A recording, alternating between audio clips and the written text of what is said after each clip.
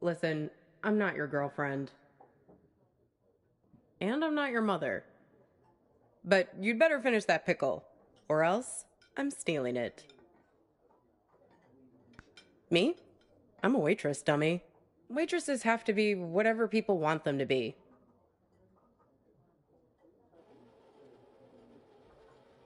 Well, feels like forever. At this point, it's less what I do and more who I am. But not Thursdays. Today's my day off.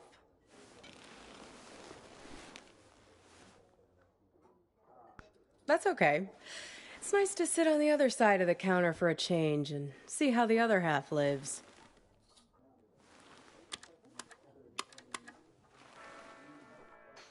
This music, isn't it dreamy? I can tell we have some things in common. We both have to live by our wits. Hitchhiking isn't an easy trade. Waiting tables isn't either. I'll show you what I mean. Corned beef hash with 3 eggs over easy, whole wheat toast and hash browns. 2 eggs scrambled with bacon, sausage, English muffin, and french fries with mayo instead of ketchup. 3 eggs over easy with well-done bacon and a side salad, hold the toast, Greek omelet with well-done hash browns and white toast, a short stack of blueberry pancakes, coffees all around, and 1 Diet Coke. So, how many orders of toast were there?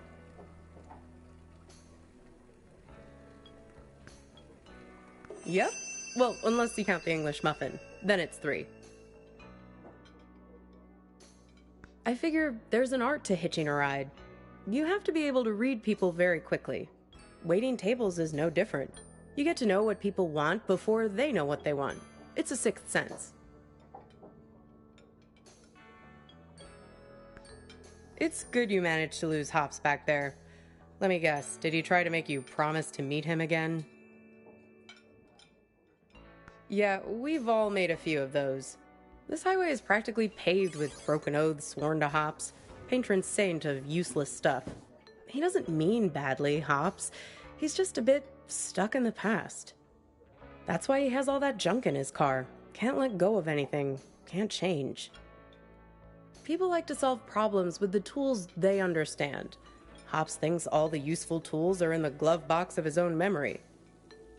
That's why it's good you got clear of him. He's a bad influence for someone like you. You need to let go to move on. I don't know, but driving in the rearview mirror will only get you so far. You can't live in the past. Well, judging by the faces in this place, you can't live in the present either. Look at these blue screen zombies. Everyone glued to their phones. Depressing.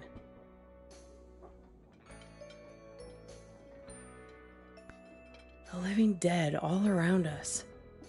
Not you two, though. You and your girlfriend. You were very much animated. Although, maybe not in a good way. That was some argument. Well, if it wasn't worth arguing over, it wouldn't mean anything, I guess.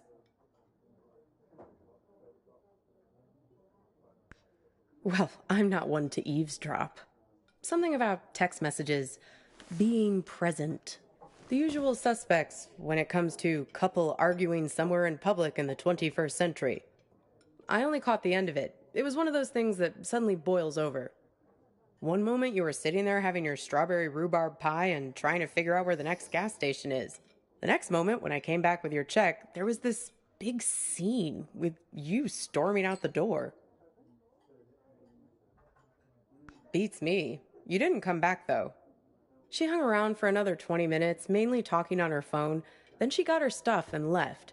Seemed like she was making a plan to meet somebody. Well, the way she was talking, it seemed very intent. And when I was wiping down the counter, I found this. Have a look. You might find it interesting.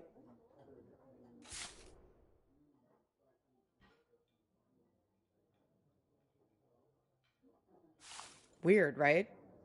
Gets weirder, though. Check out the back. Seems like some kind of rendezvous. I mean, I figure that's not your card. Beats me. I just work here. Sorry, Copernicus. I've helped you all I can this time. Like I said, we all know each other on this highway.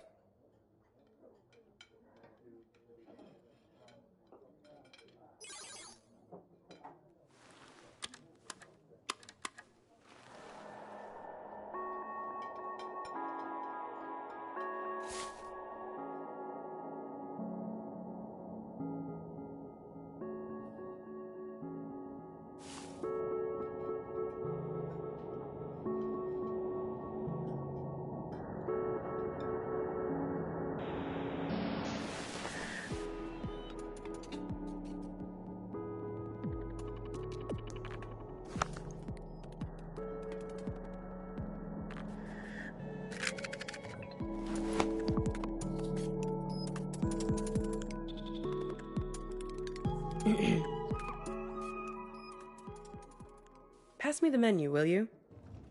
I want to see if they have the seasonal milkshakes in yet. Aw, look at that. It's like a little map of your adventures. How convenient.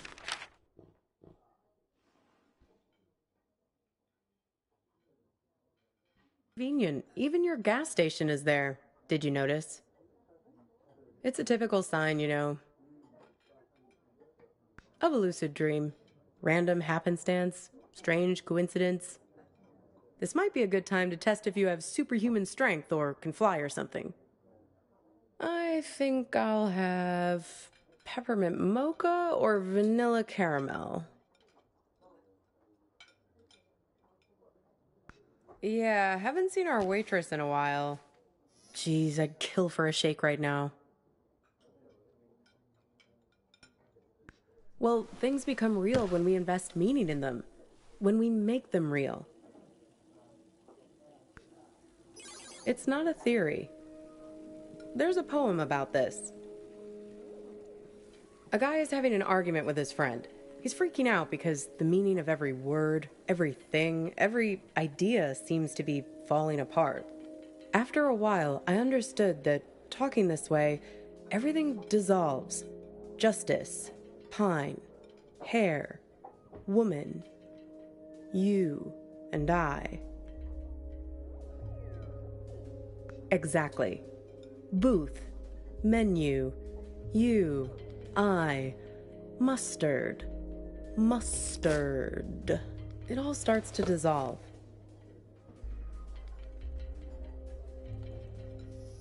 It's my day off reading.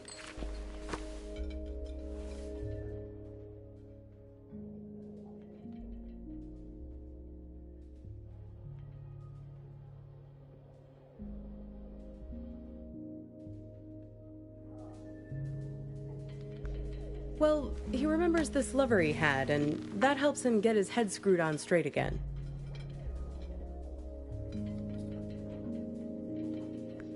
Well, in a sense. It's more that he thinks back to what it was like when they were together, and the different memories come together and leave him with a sense of specificity. That things are real and not just a big pile of words and concepts and stuff that fall apart the moment you try to squeeze them tight. He thinks back to when he was a boy and remembers this river where he would try to catch the little orange silverfish called pumpkin seed. That's nice, right? It feels good to say. Pumpkin seed. Makes things feel more real. Look at me. Don't forget me. See me for who I am.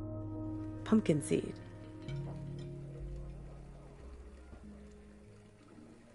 You wouldn't believe how much people project their weird bullshit on me. It's the curse of the diner waitress. Less a real person and more a blank screen. Oh yeah, plenty of that. But also just these cliches people have with diners. I can't tell you how many swingin' dick Detective McGurks I've met in this place. Give me a coffee as black as a moonless night, darlin'. Shit like that. Are you sure about that? Or is that just what you want me to be? You don't seem to realize that you're the one pulling the strings in here. Well, everyone has an agenda. People think they come to a diner for food, but they're really looking for something much more profound. They want something, and at the end, they settle up. You bring the bill, and they have the chance to make good again. Everybody wants to be forgiven. It's a simple transaction. You're no different. Well, there's that box you're carrying around and want to get open. You're here looking for answers, but only the warm, cuddly kind. You're not going to hang in when it starts getting heavy.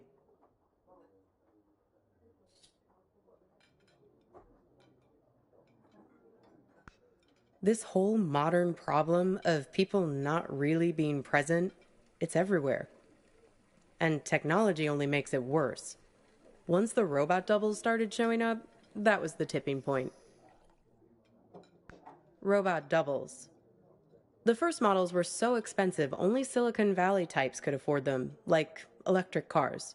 But pretty soon it got to the point where basically anybody could afford a robot double of themselves. You could pick one up at Walmart, one aisle over from the toilet paper and the firearms.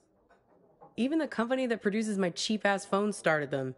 They claimed they were on a mission to disrupt the human space. I hate that word, disrupt. Pretty much anything you want, but there's where you have to be careful. It acts like you, but it only performs at about 70% of your capabilities. It's you, after a bunch of drinks. So, if you're smart, you only trust it to do really simple things for you. Go to the post office, jury duty, fill in for you at your boring job. But people are lazy. They grow dependent on their robos, use them for all kinds of things they shouldn't, making complex calculations, blowing up boulders. People send their robos off to be with their wives, their families, while carrying on affairs. Check it out. Imagine you and I are in a relationship. Then you notice I'm acting a little slow. My eyes aren't focusing quite right. Like this. Look. See it? You just need more practice. Then you'd realize that I just stuck you with a pile of bolts for the evening. Right, so here we are. Two dummies out on a date together. Would your robo be smart enough to know that I'd sent mine? Or would they keep it a secret between themselves? All kinds of ethical issues, right? I don't know. I know you're trying to make your eyebrows move weirdly just to mess with me. Did someone stand me up with a robo? No, not exactly. It's more about this thing that happened to me at work once. It happened in my former life as a flight attendant. Grab that thing and pull up a chair. I'll tell you all about it. You feel like a sack of bolts yourself doing these safety demonstrations. People are zoning out, staring at their phones like the blockheads in here, or else just leering at you like you're the first woman they've ever seen wearing a uniform. But you start getting good at spotting the doubles. They're often the only ones paying attention, staring at you with those not quite human eyes of theirs. Technically, no, they're not supposed to be there. But like I said, people bend the rules, and security rarely checks. They're fine on the runway, perfectly docile. But something goes wrong at altitude, something about the navigation system. The FAA wanted to study it, but the study got shut down because you're not supposed to have them on aircrafts in the first place. So yeah, I learned to spot them right away. It becomes a job requirement, a matter of survival. Here, try your luck. Have a look at the table.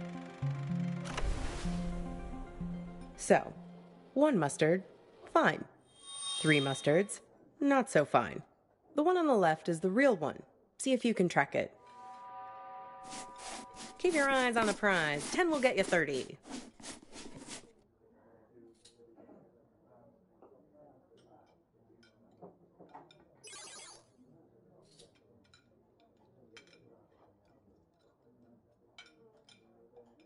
Uh-oh, you just accused Mr. Corporate Entitlement of being a robot. Unfortunately, it's really him. That's going to cost you one complimentary business class upgrade. Want to play again?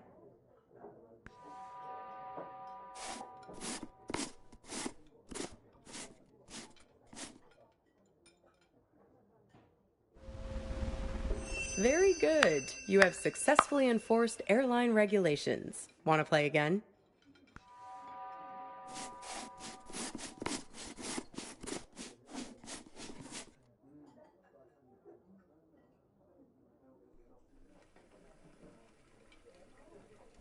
Uh-oh, you just accused Mr. Corporate Entitlement of being a robot. Unfortunately, it's really him. That's going to cost you one complimentary business class upgrade. Want to play again? So, where was I?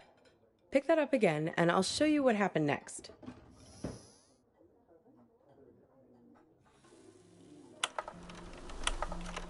One time, we were doing a flight into Galveston, and we had a sudden drop of cabin pressure about 100 miles from our destination. No, but imagine this. Everyone's freaking out. I'm trying to help a girl with her arm in a cast to get her oxygen mask over her head. Suddenly, I'm aware of this Frankenstein monster lurching towards me. The robos, they're like an army of the undead. I don't know if they were affected by the sudden change in cabin pressure or what, but they just lost their shit. People are screaming, and we're huddled together like a band of villagers with pitchforks to fight these things, throwing crap at them from the drink cart, locking them in the toilets, and so on. Luckily, they started fritzing out on their own, like Hal in 2001 when his brain starts melting. Let me tell you, as soon as we got over water, adios, out you go, robos. Threw them right out of the cabin doors.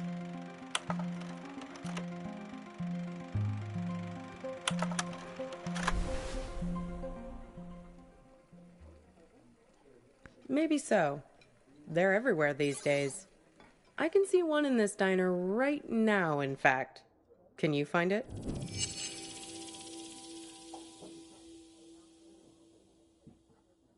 That's right, the king. Can you believe it? God, I miss the king. They say that it was the first robot double prototype ever made. He actually sent it off to act in some of those cheeseball movie roles he had. That's why they were so bad. Am I? Says the guy who called his own girlfriend a robot.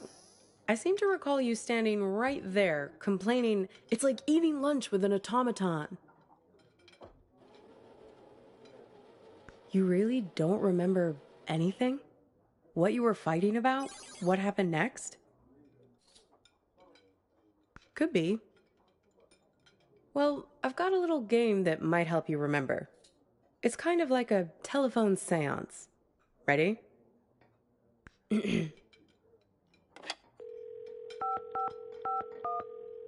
Hello? Is that you? This is your girlfriend. Yes, it's me. I'm calling from beyond the grave. So, who are you with right now? Am I interrupting you? Oh, a waitress. Is she pretty? Maybe I am interrupting something. See, I told you this is a good game. Okay, so, I'm your girlfriend. Somehow, I'm not with you now, and you don't know why. Except, I am with you right now. That pretty much sum it up?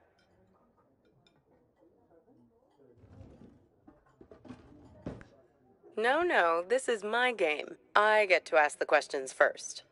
What's with this gas station you're trying to get to? What are you hoping to find there?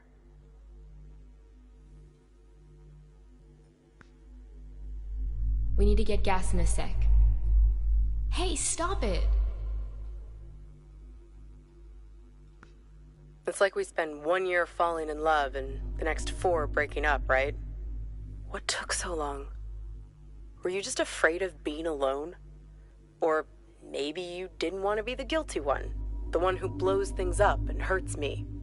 Were you waiting for permission from me to end it? Waiting for me to give you... Exactly. Waiting for an excuse. What? You didn't want to break anything. You couldn't get over the idea that this great future we were supposed to have could just be wiped out. The beacon we'd always talked about, our light in the bottle, gone. You left it to me. Put it on me to do what needed doing. Well, I finally gave you the sign you were looking for, right over at that counter there. You guys need anything else, or you're okay for now? We're fine, thanks. You do anything to make it different, right? To fix things. I can take you to that gas station, and I can be her for you. Together, we'll open the box. You can make it happen. You can make it real. What do you say? Miss the old times? Let me be her. Okay, your choice. Now it's your turn. You can ask me one question, whatever you want.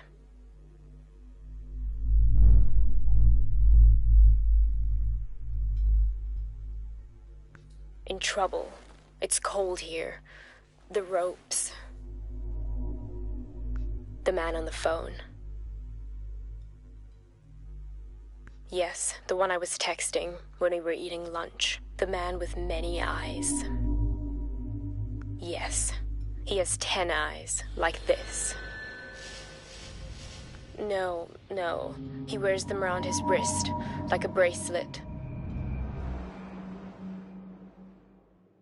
Even while he sleeps, a few of them keep watch, their eyes open. He also wears an orange vest. Find the man with many eyes, and his friend, the man with mirror eyes. They're the ones who did this to me. Close your eyes. Hey, where'd you go? It's like you went somewhere else there, having some irresistible dream. Good for you. Reality is always the best policy. Speaking of reality, the check has arrived. Works for me. What's the sudden rush? Are you sure? If you're lucky, maybe she hasn't even gotten to the gas station yet. Well, the card has Thursday 4 p.m. written on it, right? That was 2 days ago. And need I remind you that today is... Yeah. If we leave now, we can beat her there by nearly an hour and find out who's waiting for her.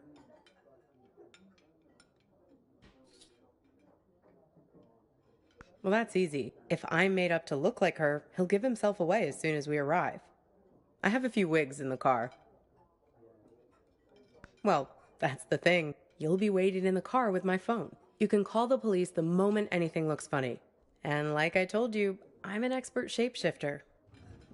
Come on. Time to be forgiven. And time to hit the road. Time to pay the check so we can get out of here.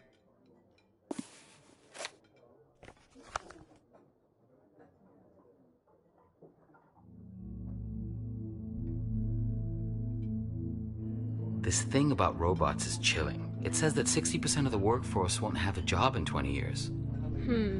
Hey, can you put down your phone for 3 seconds? I'm trying to have a real human connection with you, and you're so tuned out. It's like I'm eating with a robot. I'm sorry, I know. We need to get gas in a sec. You can tell me about it while we're in the car. Would you put that thing away? Hey, stop it! Come on, let go! Who is that? Who are you writing to? God, keep your voice down. Look, I've been driving for ages. I just need to space out a little. A little? It's like you're a million miles away. Can you just give me a break, please? We were just taking a break, remember?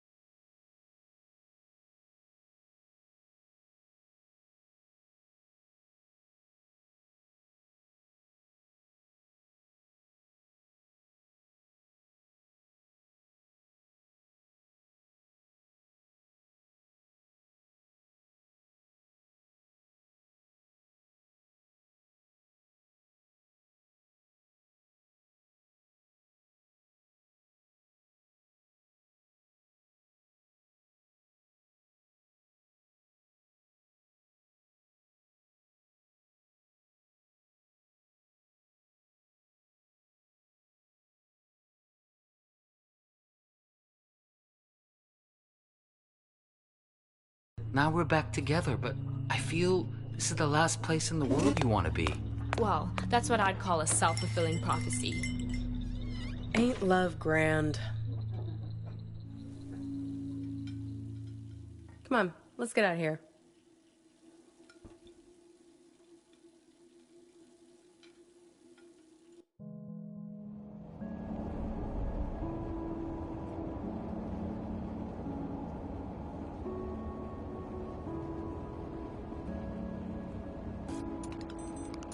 How do I look? Good. I'm a very apt pupil. A very apt pupil. Here, take my phone. Call for help the moment something looks fishy.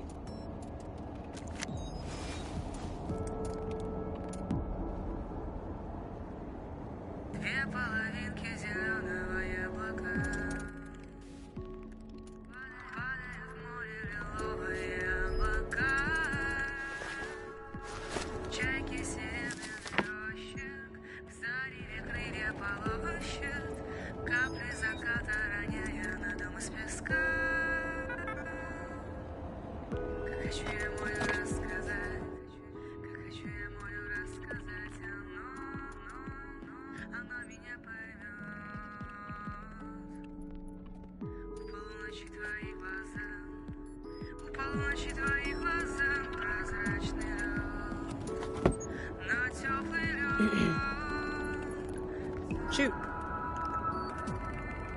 Right? I did, yes.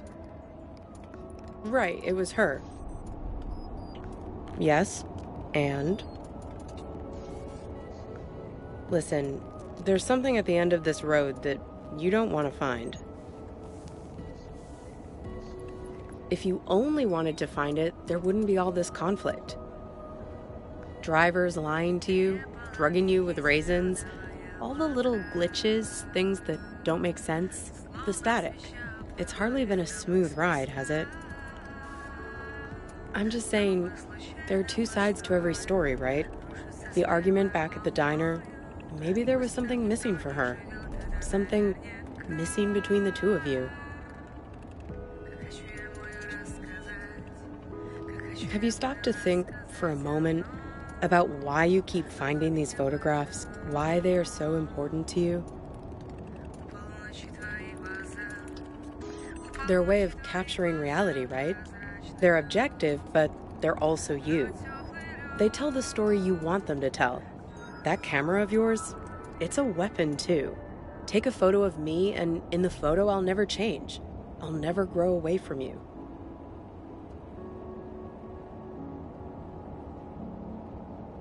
Well, let's test that hypothesis. So, what did you learn back there from your photo? Oh? Oh, you have my phone. Why don't you call it then? And you think he's also this man with all the eyes? Hey, you said he has 10 of them, right? Have another look at that card. 10 little eyes. See him?